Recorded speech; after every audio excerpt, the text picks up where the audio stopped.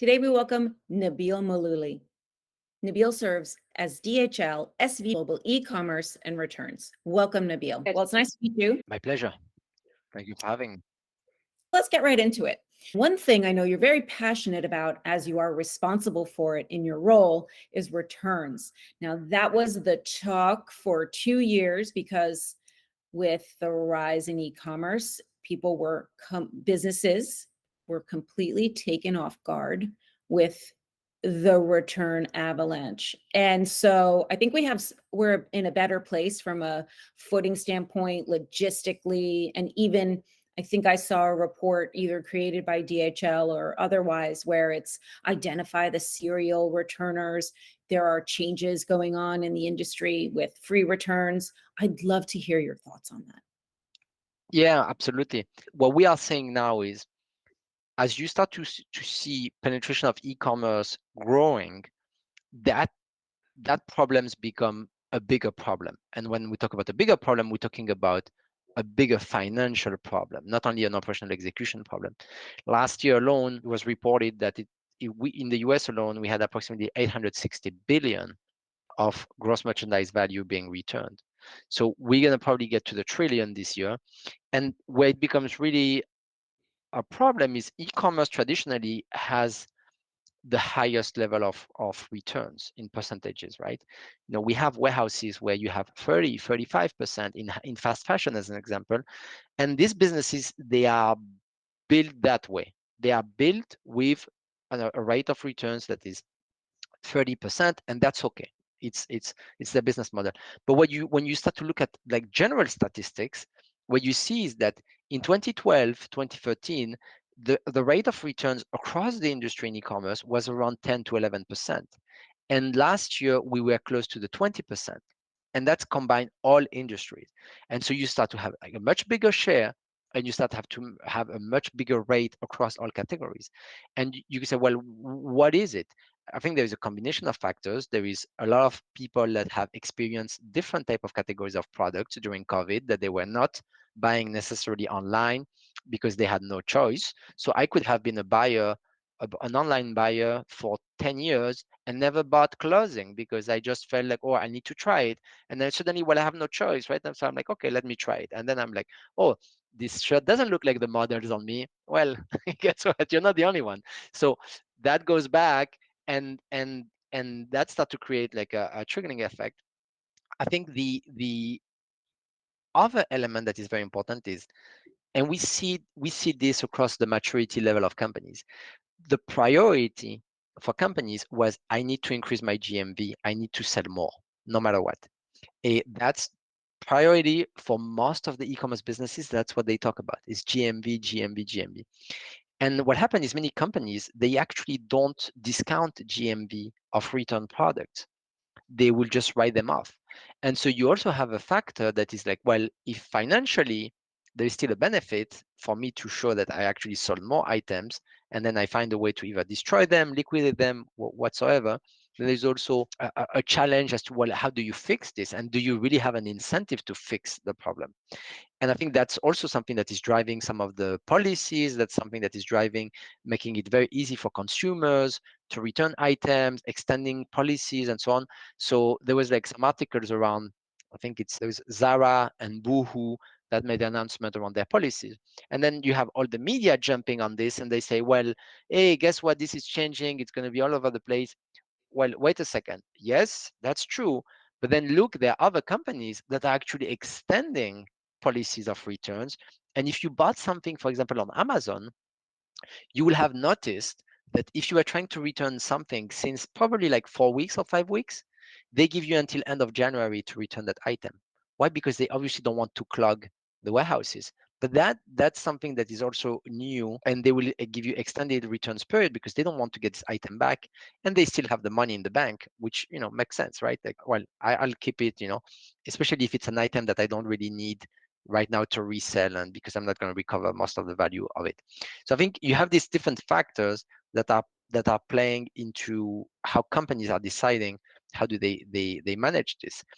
I think my ultimate comment on this is the challenge, the biggest challenge around returns is, if you don't fix that, it can actually, over time, it can be really breaking down the business model from a sustainability standpoint, from a financial standpoint, because today there is a lot of mechanisms that allow you to destroy product. There are a lot of mechanisms that allow you to write off the inventory and so on.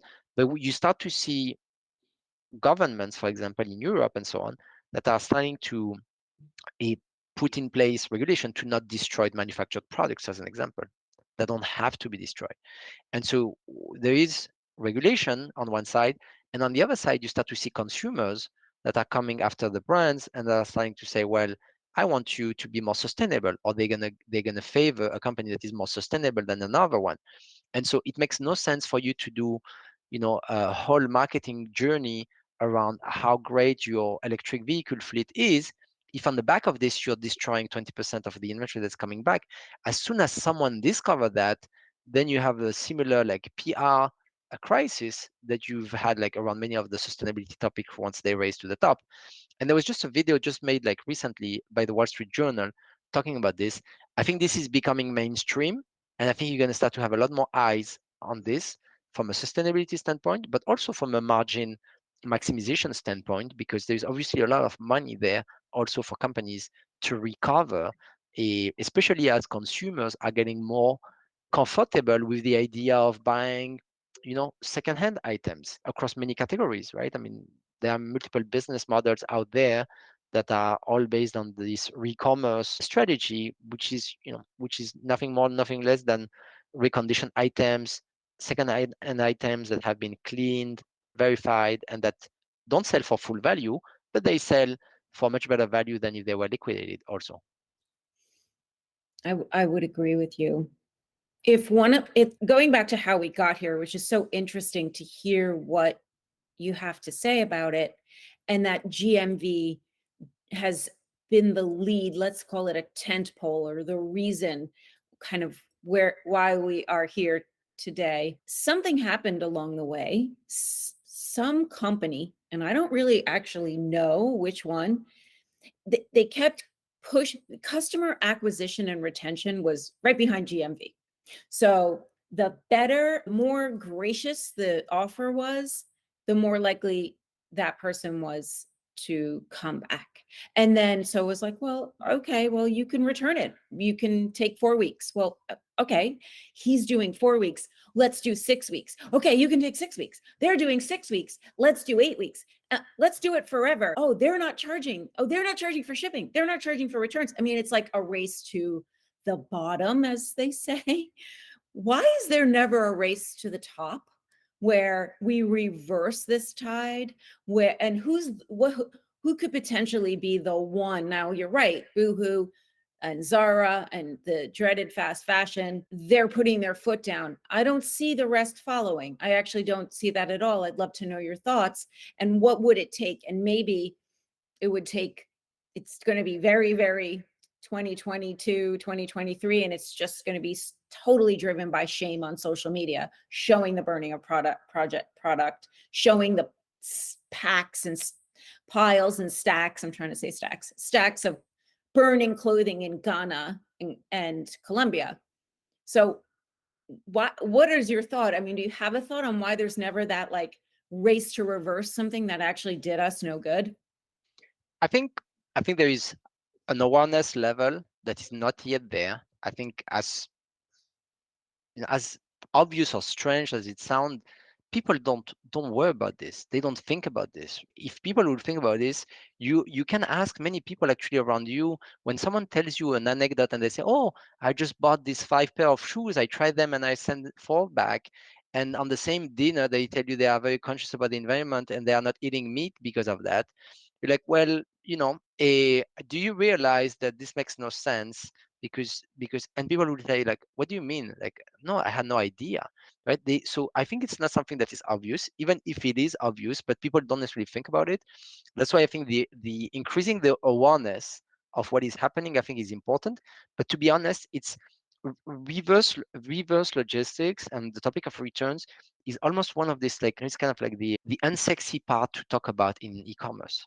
And so people don't really want to talk about this. They want to talk, even if they talk about sustainability. If you look at the content produced, most of the discussion is around electrification of deliveries, eventually packaging, you know, but there is a lot of other things that are actually way more impactful than that. If you're gonna destroy an item, if you moved it in an electric fleet or not, well, it doesn't matter, because ultimately you. So I think a big part of it is awareness. I think the second part is, look, companies take decisions based on what their consumer says, right? And I think we are in an interesting time, because you can read a lot of studies out there, and studies will suggest that Gen Z are consumers that are way more worried and concerned around the sustainability of what they buy, and so on. Okay, great. Now show me that in data, right? Well, we did a survey. Okay, great. If you go online and you look at the most downloaded apps in the US, and the most successful companies in the fashion space, you're gonna find a company called Shane, right? And so you're like, well, Shane consumer base is primarily that same consumer that you just said really cares about the environment. And as many people thought we were going away from hyper fast fashion, well, guess what? Now we have the ultimate a fast fashion model where inventory change absolutely every week. It's super cheap. It has like so many dimensions. I'm not criticizing the company or the business model, but I'm just explaining that it's the fundamental of what we see being told in survey do not necessarily match what actually people are doing in some of these dimensions. And I think that's also something where, as we raise awareness, companies, when they truly see their consumers looking for that, and really pushing the brands to do that and so on, I think we're going to see more changes. I think there are many things that can be done before changing the policies. I think you were talking about the serial returners and so on. I think before you start, because that's also a big mistake in my mind, looking at it as everybody should do the same and should have the same condition is maybe not the right answer. Actually, that serial returner was one of the idea that I raised as part of some business plans that we've done with customers. Was why would you change the entire policy? If you have one consumer that indeed is returning something once per year and is spending $2,000 per year, do you want to take the risk of upselling that consumer when he's really like it's truly genuine? When you have maybe someone that's spending like 1,000 and is returning 950 just in order to have like free shipping at every shipment, because that will solve the problem in its largest extent, not changing the policy. That will solve the problem if you can identify who or what behavior is creating the largest problem. That's really where you should start, right? Like start with the 80% of the problem. And I think that's where data, that's where analytics, that's where personalization of the offering could be different. I mean, you log into your account.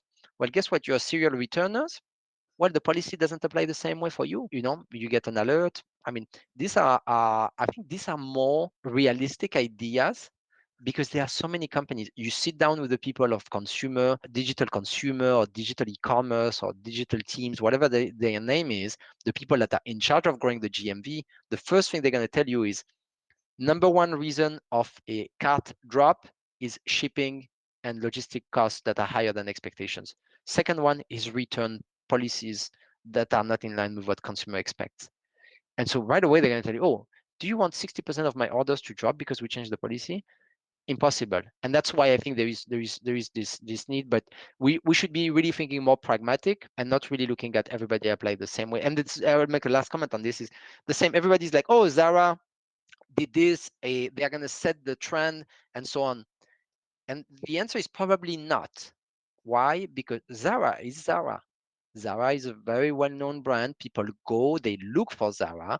You don't end up in Zara because you saw a post of someone else in Instagram or in TikTok and so on. Or maybe you do, but most of their name is already built. They have a very strong brand. They have people that love them, and they have a lot of loyal customers. And on top, they have a brick and mortar network where they do accept free returns into, which is a vast network of stores. So if you don't have that, do you go and you do the same thing? Well, if in this case, I'm going to take the defense of the other companies. If I don't have that, maybe I'll think about it twice before I say, well, I'm going to do the same than Zara. Great. But you don't have a store network that people can return stuff without being charged. And so you don't have that alternative. So I think it's very difficult to compare all of them in the same way, but there are definitely a need for action here that needs to happen for all the major brands, because they're going to set the tone and then the others will follow. In the work that you do, if it's part of the scope, are you and your team proposing solutions? Because it's very nuanced, as you've said. It's very client specific. You are so right. Zara is actually backdooring everyone into their store to buy more, because there's always you could always get something at Zara, right? When you go in to return stuff, they're actually sort of negating the return by getting people to maybe do an exchange, maybe for the full amount, oftentimes for more. So Zara, the hero, is looking to save the environment, but the truth is they're just driving foot traffic to their stores. Do you have this type of lens and service and options and creative solutions that you, if you're hired to do so, is it part of your scope, your team's scope? Yeah, absolutely. So we definitely work with clients to give them, recommendation. I'm going to give you another example. We work with furniture and decoration client. They came to us and they said, well, we have this problem with returns. You can imagine when you have to ship back a carpet or it's a massive cost. We're not talking about like $5 to $10. We're talking about like maybe 80 to 100 plus, depending on the size of the items. And so one of the things we sat down with them, and because of course we do a lot of study also, and we have a lot of insights as to how leading organizations are doing this, and we also brainstorm and do innovation sessions and so on. But we told them, well, what about if you would offer a discount right off the bat on the return portal? So I get a desk. Well, actually, I don't like the desk. I'm going to return the desk, and the policy allows it. Well, what about if when I go and I say return the desk, I get an offer? Hey, look, we're going to give you 20%, 15%, 10% discount immediately if you keep it. Isn't that a better actually scenario? You're going to lose part of the value of the item, but you are actually just that investment will save you money compared to just returning the item, which doesn't mean that's just returning the item. You have to process it, you have to repackaging it, then and so on to be able to resell it if you are able to resell it. So these are the type of ideas and type of programs that we work on. Some of them we have a direct influence to implement, but some of them sometimes they are part of this wider strategic engagement that we have with them, where we are not going to be the one giving a discount on their return portal, as an example. That's something on their side, but that's definitely something that they really like. Another one we also worked with a client to implement is when you return items, oftentimes consumers will use the box that they have at home, right? Or they'll use whatever they have. And obviously this is definitely not optimized packaging. So usually you don't go for like the smaller box, you go just for the first one you find, right? And that's very, very, very common, I would say. So we recommended them to send, packaging which has dual tape, as an example. So if you send it, actually the packaging is already made with the label and so on, so that you can simply close it back and there's already a tape, there's everything into it to be able to ship it in that packaging, which is an optimized packaging, by the way, for that product. So that, that makes, the experience better, makes it easier, but also it influences you to ship it back because you don't need tape, you don't need anything. It has already, and it's a small detail. You'll be like, well, everybody has tape these days, at home and so on. But it's small detail, but you say, oh, great, the box is already ready to send it back also. Well, I'll send it in that box. So I think there are a lot of like tactical things like that we go from very high level to very tactical in these engagements. Yes. Actually, that reminds me of something I heard. It was an apparel company. So let's say in that case, you're ordering 3 sizes because you never bought it before and you don't know, maybe you're in the middle, maybe you're smaller, maybe you're bigger. So they instituted a policy where if you don't use an AI try on fit that they have on their e-com, if you don't actually use it, you can't return it. If you do use it, you can.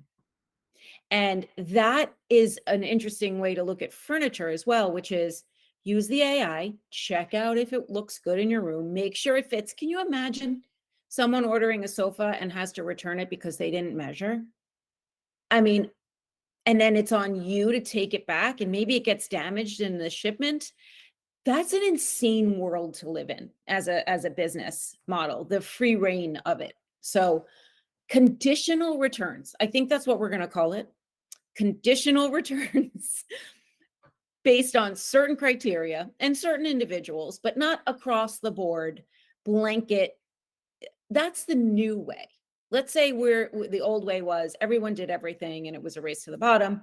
The new way, the way to claw out of this is conditional, and it's going to be built like not a house of cards, but really like a solid house, brick by brick, with each of these things being layered on by great technology solutions that you guys recommend. I mean, there's no one more on the front lines than you guys, where you're part of a larger organization. So you have like visibility onto all of the all of the different aspects of logistics and supply chain. Yeah, absolutely. I like the conditional return as a standard. I mean, one thing that I will add, I think, Christine, I think it's a great point that you made, is we have to keep in perspective that at some point, e-commerce becomes commerce. So I did a little bit of research, and what I found was that there are two divisions, and I want to see if I understand where your expertise is being applied. So there's one division that's DHL Supply Chain. We do everything. We do last mile, we do fulfillment, basically everything that happened from the time you push to the checkout button up to that package delivering to your home. That's what I do, including if you want to return an item, everything that happened from the time you say, I want to return that item, up to that product coming back to inventory or to destruction or whatever that might be. The way I would describe it is I work with companies to build their consumer-facing e-commerce network. So that's what we do basically. And we primarily focus on Fortune 500s, but we also work with smaller and medium-sized businesses. But basically customers will come to us and they would say, well, I'm trying to achieve these objectives from a supply chain perspective and from an e-commerce business perspective. Obviously, I want to grow my GMV. I want to get to consumer in 2 days. I want to build these capabilities. How can you help me to do that? And so we help them from the concept aspects of designing. You're going to need 2 warehouses here. You're going to need to use 5 delivery companies. You're going to need to bring automation. You're going to need to do X, Y, Z, up to the time they say, yeah, I like that. I don't really want to do this. I think this is going to be too expensive. I like this. And then we build a solution with them, and then we implement it for them and we execute it. So you have consultative services for digitization Absolutely. of retailers. Absolutely. An integrator of technologies. So when you run an e-commerce business, you do have a lot of technology elements into it. You have your web shop, you have your integration, you have inventory synchronization, your order management, and so on. You have your ERP, your POS, and so on. And we will integrate with all these channels and all these technologies underneath in order to be able to orchestrate the physical move of these products and the interface between technology, digital, and physical space and movements of goods. That's really where we play. So as a consultative aspect, do you only recommend your services? Is it the how to make the cake and then the cake too? Or No. are you on the same, what's I think very interesting for people listening is, and we need to clarify this, that you're providing consultative services like Accenture would, like Deloitte would, and you're looking at someone from a completely agnostic perspective and making those recommendations. Which one is it? It's we know we want DHL and we want to figure this out and we want you to consult with us, or we're looking at this completely blank slate? Yeah, it's a great question. I will tell you that our main objective, we don't do consultancy to do consultancy in general. The only scenario where we will do it is if a customer asks us to do that. But we are not on the market of consultancy. We go and provide this consultancy for customers that actually want us to run their business. And running their business doesn't mean it's all DHL trucks and all DHL warehouses and so on. It's a lot of partners, it's playing and using the competitors for some of the areas. We look always at the best in class, the best service, best cost, in order to make the definition of what we will use. In contract logistics, in the US market, we have approximately 6.5, 7% market share. The second biggest company has 2%. So, and then beyond that is like 1% below. So we have 70,000 people just in that business in fulfillment in the US with like 500 warehouses.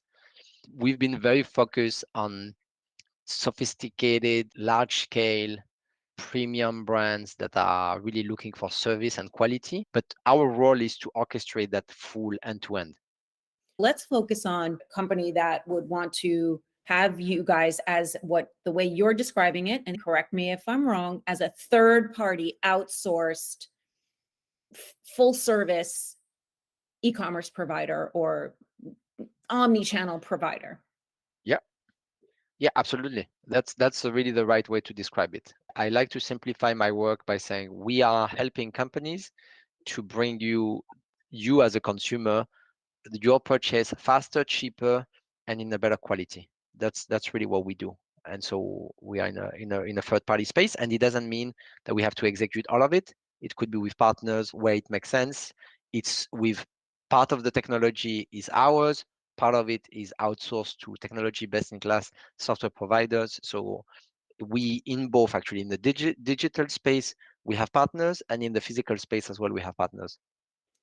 Can the other companies like UPS and FedEx do similar services? Yes, but they are nowhere close the level of automation we have and nowhere close the level of scale we have when it comes to global coverage and also the scale of the e-commerce business overall. They are very strong on domestic parcel services, but beyond that, in specifically US, beyond that, we are far bigger in all the other dimensions. So let's talk about the flattening of e-commerce business. What are you seeing?